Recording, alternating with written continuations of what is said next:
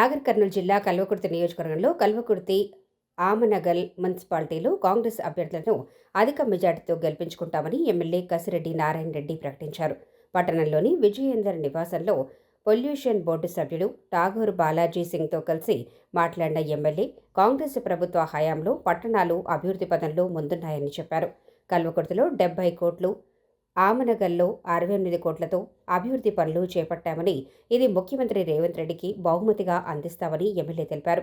Kalwakurthy municipality 22వ వార్డులో 20 వార్డులకు be ఫామ్లను అందజేశారు. Kalwakurthy municipality ఎన్నికల ఇన్ఛార్జిగా పొల్యూషన్ బోర్డు సభ్యుడు బాలాజీ సింగ్ను, ఆమనగల్ మున్సిపాలిటీకి ఎన్నికల ఇన్ఛార్జిగా శ్రీనివాస్ గౌడ్ను నియమించామని ఎమ్మెల్యే వెల్లడించారు.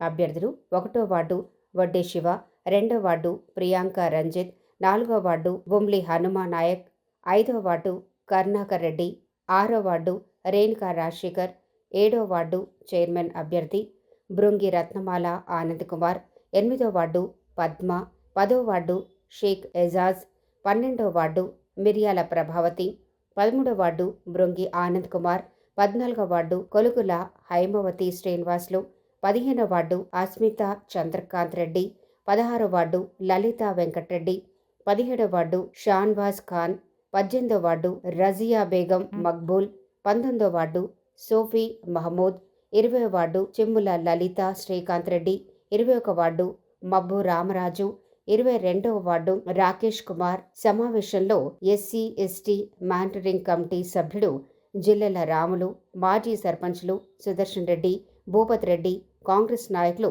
సురేందర్ రెడ్డి, వావిళ్ల సంజీవ్ కుమార్ యాదవ్, మిరియాల శ్రీకాంత్ రెడ్డి, రవిగౌడ్, రమాకాంత్ రెడ్డి మొదలైన వారు పాల్గొన్నారు. మున్సిపల్ ఎలక్షన్స్లో మరి కల్వకుర్తిలో 2 మున్సిపాలిటీస్ ఉన్నాయి. ఒకటి కల్వకుర్తి 22 వార్డ్స్, అదేవిధంగా ఆమన్గల్లో 15 వార్డ్స్ ఉన్నాయి. కల్వకుర్తి కాన్స్టిట్యున్సీలో 2 మున్సిపాలిటీస్లలో ఈరోజు అందరి క్యాండిడేట్స్కు బీ ఫామ్స్ ఇవ్వడం జరిగింది. ఇంతకు మొదలే ఆమన్గల్లో 15 బీ ఫామ్స్ వారికి ఇచ్చేసేసి మరి అక్కడ రిటర్నింగ్ ఆఫీసర్కు సబ్మిట్ చేయడం జరిగింది. ఇప్పుడే 2 నిమిషాల మొదలు ఇక్కడ ఉన్నటువంటి 22 వార్డులలో 20 మందికి మరి బీ ఫామ్స్ కూడా వారికి హ్యాండ్ ఓవర్ చేయడం జరిగింది. కల్వకుర్తిలో ఇప్పటికీ కాంగ్రెస్ ప్రభుత్వం వచ్చిన తర్వాత గౌరవ ముఖ్యమంత్రి రేవంత్ రెడ్డి గారి ఆధ్వర్యంలో మంచిగా డెవలప్ అవుతుందని చెప్పేసి ఈరోజు పబ్లిక్ చెప్తున్నారు. దీనికి కారణం ఏంటిదంటే వచ్చిన 2 సంవత్సరాల లోపలనే మొన్నటికి మొన్న 15 కోట్ల రూపాయలు కల్వకుర్తికి మున్సిపాలిటీకి, అదేవిధంగా 15 కోట్ల రూపాయలు ఆమన్గల్ మున్సిపాలిటీకి ఒక 3 months కిందనే పెట్టడం జరిగింది.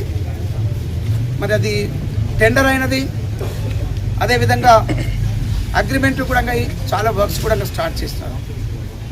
గతంలో కల్వకుర్తిలో కానీ ఇంకా ముఖ్యంగా చెప్పాలంటే ఆమన్గల్ మున్సిపాలిటీలో ఏమాత్రం పట్టించుకోకుండా రోడ్లు కానీ డ్రైనేజ్ వ్యవస్థ కానీ మెరుగైన సౌకర్యం లేక చాలా ఇబ్బందులు పడ్డటువంటి పరిస్థితి నుంచి కాంగ్రెస్ ప్రభుత్వం వచ్చిన తర్వాత గౌరవ ముఖ్యమంత్రి గారి ఆధ్వర్యంలో మున్సిపల్ శాఖ కూడా వారికే ఉంది కాబట్టి అడిగినెంబడే ఫండ్స్ ఇస్తూ మరి ఈ మున్సిపాలిటీస్ని డెవలప్ చేస్తూ ఉన్నారు.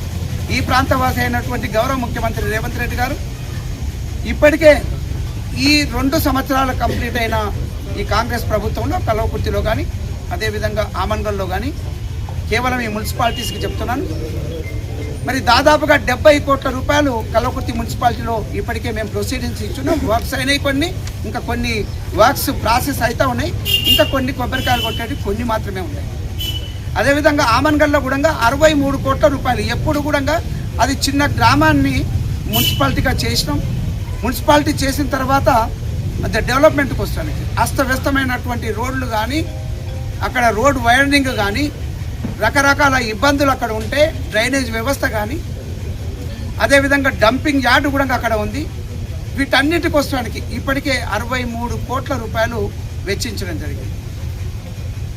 మరి మీరు ఒక 15-20 సంవత్సరాలు కనీసం వెనక్కి వెళ్ళినా, ఇంకా అంతకంటే ఎక్కువ కూడా వెళ్ళొచ్చు, ఒక 30 సంవత్సరాల నుంచి తీసుకున్నా కూడా ఇంత అమౌంట్ ఎప్పుడు కూడా వచ్చి ఉండదు ఈ మున్సిపాలిటీస్.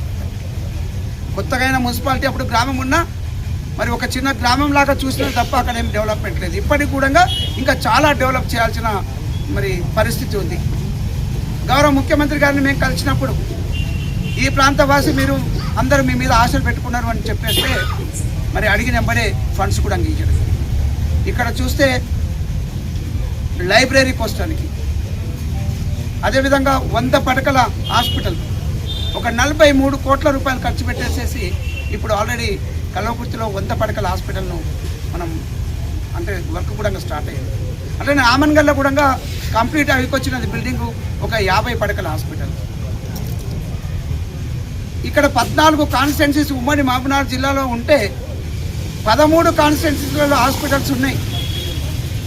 కానీ ఇంత పెద్ద ప్రాంతం మరి వైద్య సౌకర్యం లేనటువంటిది. కాంగ్రెస్ ప్రభుత్వం వచ్చిన తర్వాత అత్యధిక నిధులు వైద్యానికి అంటే హాస్పిటల్స్ ఇన్ఫ్రాస్ట్రక్చర్ కోసానికి ఖర్చు పెట్టడం జరుగుతుంది. ఈ విధంగా ఎక్కడ తీసుకున్న రోడ్స్ కావచ్చు, మంచినీళ్ళ వసతి కావచ్చు, ఇవేవి తీసుకున్నా కూడా కాంగ్రెస్ ప్రభుత్వం వచ్చిన తర్వాత మెరుగైందని చెప్పేసి ప్రజలు కూడా మాట్లాడతాం. అందుకే మేము చాలా కాన్ఫిడెంట్గా ఉన్నాం. ఇక్కడ 22కు 22 మరి వార్డ్స్ కూడా గెలుచుకొని, అదేవిధంగా ఆమన్గల్లో కూడా గతంలో నిజమే కావచ్చు కాంగ్రెస్కి వచ్చి ఉండలేదు, కానీ కాంగ్రెస్ ప్రభుత్వం వచ్చిన తర్వాత 15కు 15 మేము గెలిచేటువంటి పరిస్థితి అక్కడ ఉంది. దీనికి నిదర్శనమే ఒక్కొక్క వార్డుకు దాదాపుగా 5 నుంచి 10 మంది మాకు కావాలి, ఖచ్చితంగా మేము కాంగ్రెస్ పార్టీ కోసం పనిచేసినాం, మరి ప్రజలకు సేవ చేసినాం, సమాజానికి సేవ చేసినటువంటి వాళ్ళకి ఇవ్వాలని చెప్పేసి అర్హతకేలేం ఉండదు. కానీ సేవ చేసినటువంటి వాళ్ళు, పార్టీ కూడా సేవ చేసినటువంటి వాళ్ళు మాకు పార్టీ బీఫామ్ ఇచ్చి వార్డుకు మాకు ఇవ్వండి అని చెప్పేసి అడిగితే కనీసం 5 నుంచి 10 మంది అక్కడ ఆ కాంపిటీషన్లో వచ్చిండ్రు. దీనికి అంటే మేము గెలవబోతున్నాము, కాంగ్రెస్ పార్టీ తరఫుకెళ్ళి అన్ని వార్డ్స్ కల్వకుర్తి అదేవిధంగా ఆమన్గల్ మున్సిపాలిటీస్ను కైవసం చేసుకుంటున్నాము అంటే ఇది కాంపిటీషన్, దీనికి నిదర్శనం. ఈరోజు వాస్తవమే కావచ్చు, ఇప్పుడు బాలాసింగ్ గారు ఇన్ఛార్జిగా ఇక్కడ కల్వకుర్తి ఎలక్షన్ కోసం వారిని పెట్టుకోవడం జరిగింది అందరం కలిసేసి. అదేవిధంగా ఆమన్గల్లో కూడా మరి పిసిసి సభ్యులు శ్రీనివాస్ గౌడ్ గారిని, ఆయిల శ్రీనివాస్ గౌడ్ గారిని ఇన్ఛార్జిగా మరి ఎలక్షన్ ఇన్ఛార్జిగా ఆమన్గల్కు పెట్టుకోవడం జరిగింది. వారు కూడా చాలా పట్టుదలతో ఉన్నారు. ఈ ప్రాంతంలో సేవ చేసినటువంటి వాళ్ళు ఇద్దరు కూడా మేము ఖచ్చితంగా ఈ మున్సిపాలిటీస్ను మేము కైవసం చేసుకోవడానికి మా పాత్ర పూర్తిగా ఉంటుందని చెప్పేసి వాళ్ళు ఒక ఛాలెంజ్గా తీసుకొని చేస్తూ ఉన్నారు. మొదలు గతంలో ఏ పార్టీకి కూడా కరెక్ట్గా రానటువంటి పరిస్థితి, అంటే 10, 11, 12 లేదు చైర్మన్ అవ్వడానికి సరిగ్గా ఆ నెంబర్ వచ్చినటువంటి సందర్భం. ఈరోజు కాంగ్రెస్ పార్టీ తరఫుకెళ్ళి మేము చాలా కాన్ఫిడెంట్గా ఉన్నాం. 100కు 100% అంటే 22కు 22 ఇక్కడ గెలుచుకుంటాం. అదేవిధంగా ఆమన్గల్లో కూడా గెలుచుకుంటాం. ఈరోజు ఎక్కడ కూడా గొడవ లేకుండా కల్వకుర్తి ఈ సీట్లు అంటే ఎవరైతే కోరుకుంటున్నారో, నిలబడాలనుకుంటున్నారో వాళ్ళు కూడా మంచి వ్యక్తులు.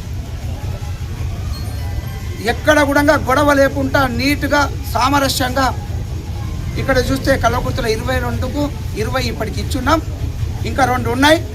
సాయంత్రం ఎందుకంటే వాళ్ళు సమవుజ్జిగా ఎవరమైనా కూడా మేము గెలవగలమనే విధంగా ఉన్నారు. మేము డిసైడ్ చేయడానికి కూడా నిజంగా ముందుకెళ్తున్నట్లయితే ఎక్కడ మిస్టేక్ చేయొద్దు, ఎక్కడ అన్యాయం కూడా చేయొద్దు అనే ఉద్దేశంతో ఇప్పుడు 10 మంది ఉంటే 10 మందికి మరి అవకాశం ఇవ్వడానికి లేదు. కాబట్టి అందులో ఇద్దరిద్దరు మిగిలినారు. 10 మంది పోటీగా వచ్చినట్లయితే అందులో మరి ఫిల్టర్ అవుతూ ఇద్దరికి వచ్చినారు. ఆ ఇద్దట్లో మరి సామరస్యంగా ఉండి ప్రజలలోకి వెళ్ళి ఒకరికి ఒకరు కోఆపరేట్ చేసుకుంటూ పార్టీ కోసం కూడా పనిచేసే వాళ్ళను మరి ఈ రాత్రికి మా ఇన్ఛార్జ్ అయినటువంటి బాలాసింగ్ గారి ఆధ్వర్యంలో ఈ కమిటీ మరి ఆ ఇద్దరు గారి అనుమతితో 20 మందిని ఎంపిక చేయడం జరిగింది. వారికి ఈరోజు బీఫామ్స్ ఇవ్వడం జరిగింది. మిగతా ఇద్దరికి కూడా ఇవాళ రాత్రి అందరితో మాట్లాడి, పెద్దలతో మాట్లాడి అది కూడా క్లియర్.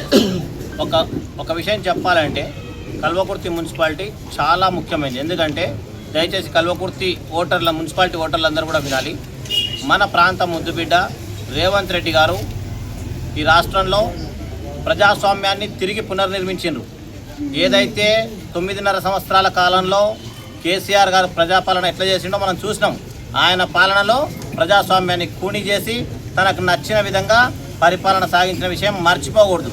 2 సంవత్సరాలలో దాదాపు డైలీ 16 గంటల సమయాన్ని వెచ్చిస్తూ ప్రజలకు ఇచ్చినటువంటి వాగ్దానాలను ఒక్కటొక్కటి నెరవేర్చుకుంటూ ప్రజల మధ్యనే బతుకుతూ ఈ రాష్ట్రాన్ని సుభిక్షంగా సంక్షేమము ప్లస్ శాశ్వతమైన అభివృద్ధిని చేయాలన్న ఒక సంకల్పంతో ఈ 2 సంవత్సరాలలోనే మంచి ప్రగతిని ప్రజాస్వామ్యాన్ని పునర్నిర్మించడం జరిగింది. ఈ విషయంలో ఎవరు కూడా డౌట్ పడట్లేదు.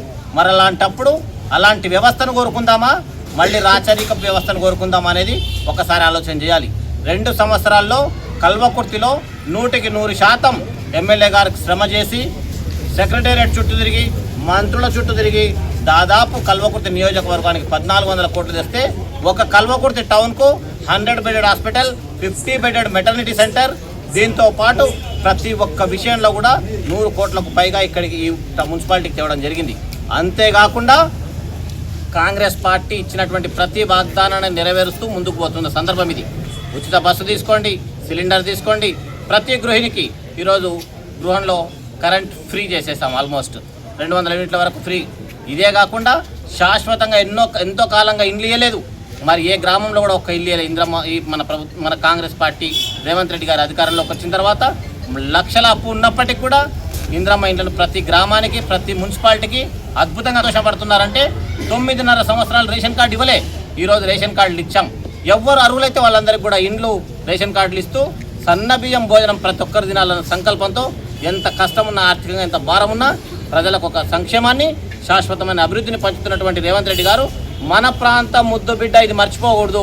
ఆయన ఆశీర్వదించినటువంటి ఎమ్మెల్యే ఉన్నారు ఇక్కడ, ఆయన ఆశీర్వదించినటువంటి క్యాండిడేట్లందరూ నిలబెట్టాం కాబట్టి గెలిపించుకోవాల్సినటువంటి బాధ్యత ప్రతి కల్వకుర్తి పట్టణ పౌరుందని చెప్పేసి సందర్భంగా తెలియజేస్తూ మరొకసారి మీ అందరినీ విన్నవించుకుంటున్న కాంగ్రెస్ పార్టీ అభ్యర్థుల యొక్క చేతి గుర్తు మీద ఓటేసి రేవంత్ రెడ్డి గారికి సంపూర్ణమైన మద్దతు ప్రకటించాలని సందర్భంగా కోరుకుంటున్నా. జై రేవంత్ రెడ్డి.